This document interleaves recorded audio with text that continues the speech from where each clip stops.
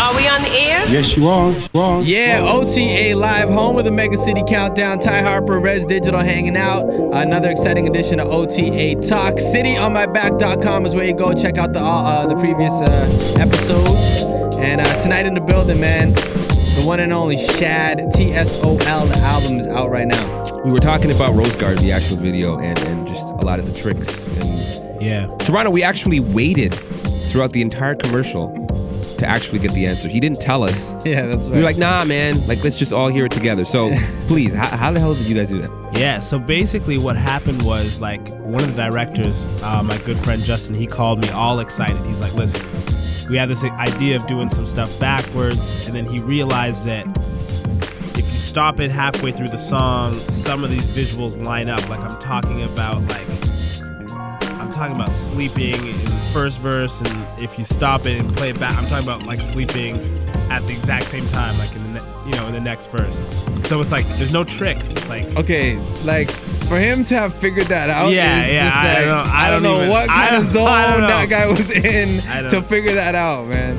I don't know. So he ended up adding a couple things that just ended up working out visually, and they just killed it. These guys just killed it. We did the video. It was like the hardest part in the video was just mapping out the steps. They had to walk me through it for like 2-3 hours. Like, then you're gonna do this, then you're gonna do this. Yeah. It has to be at this exact time. Kind of yeah. Mm-hmm. And then we did a few passes, got it done in one take. It was shot in the back of Justin's house, and then we just fried up some burgers for everybody who helped out during the day, and that was it. Yeah. Do you like, when you're making your music, is it a situation where you have the audience's tastes in mind when you're making a song, or are you just driven by like personal conviction on an issue, and I need to get it off my chest, and if you guys like it, cool, but really I just got to do this? What's it like? It sounds like a cop-out answer, but a bit of both. Like, I think to me, you have to consider your audience. I don't think that that's a bad thing to consider your audience. I think it's a good thing. It's respectful. It's like, are you making music for people, or are you making music for yourself? Like, if you're making music for people, like, respect your audience. Like, think about what they're gonna kind of be able to take from it. But at the same time, like, you can challenge them, right? Like, it's like being around a friend. It's like you can challenge that friend. You can be yourself.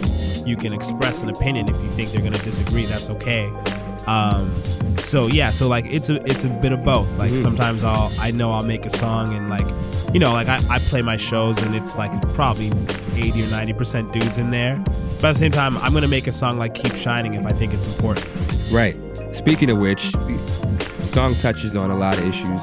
Word. Misogyny. Word. The ongoing hip-hop objectification of the female. Yeah. But most importantly, it also touches on the dwindling representation of females in hip-hop. Yeah. I know me, Rez, we kind of talk about these issues. Do you have any idea where the female quotient of hip-hop is gone? Like, is there a reason that you think it's happening? It's strange to me because, like, we were talking about in the break about like the Drake album and all these boundaries that are being pushed in hip hop. And it seems like a really obvious one to be pushed would be like female representation, or female voice, or female perspective. It's just like an obvious room for expansion, like in the kind of like boundaries on hip hop. But it's just like it's not there that much.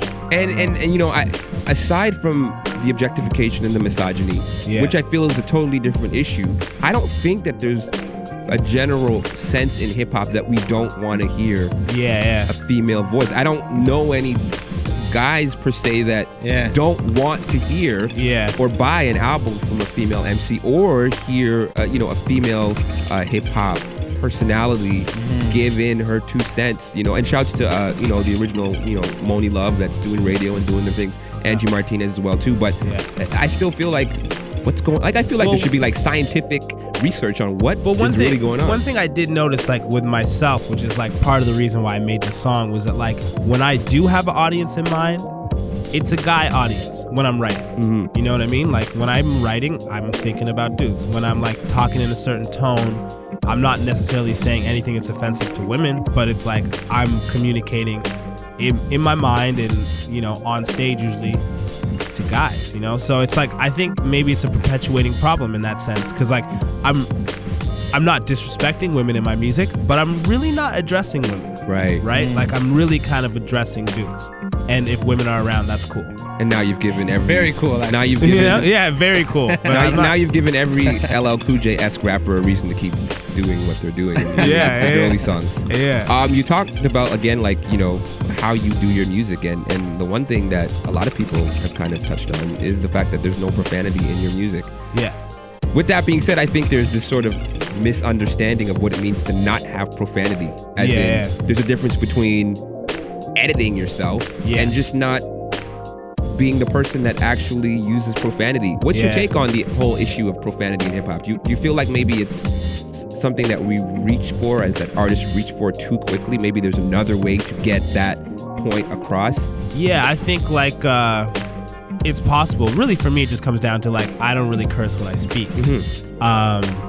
You know, maybe I do when, you know, I miss 3 threes in a row in a pickup game or something like that, but that's not happening when I'm in the booth. Yeah. So like, for me, like, it's just not part of how I speak. So for me to adopt that, you know, when I'm rapping, it just kind of, you know, would be disingenuous. So I just don't do it. Yeah. But yeah, like you said, that's a very different thing from editing yourself. That's a very different thing from saying I'm not gonna like challenge my audience or anything like that. It's like, it just happens to be like not how I speak. And it doesn't have to be a thing in hip hop music. I mean, we all understand that. People that know hip hop music know that you don't have to curse to make hip hop music. But it's really that simple for me. But even within that idea of profanity, do you think that taking out the profanity of a song, censoring it, actually hurts the point that was trying to be made? Like when there is a song with profanity and then you actually censor it. Yeah, I mean, to some extent, yeah. I mean, this person is made, if they're an artist that is an artist, so they're thinking about what they're saying, they've chosen to include certain words for certain impact or whatever. It's like, yeah, you got to respect that, I think, to some extent. Like, that's the way they've chosen to how to express themselves, and that's the point they're trying to get across. Yeah. Unless you're like DMX and you can put in that over top of the profanity. Or your ODB and your radio edits are way more dirtier than your regular version. Like, just, you know, shame on a, you know, it just the way he says words, it doesn't have to be a bad word, it just becomes a bad word. Yeah. And then that's shouts to ODB.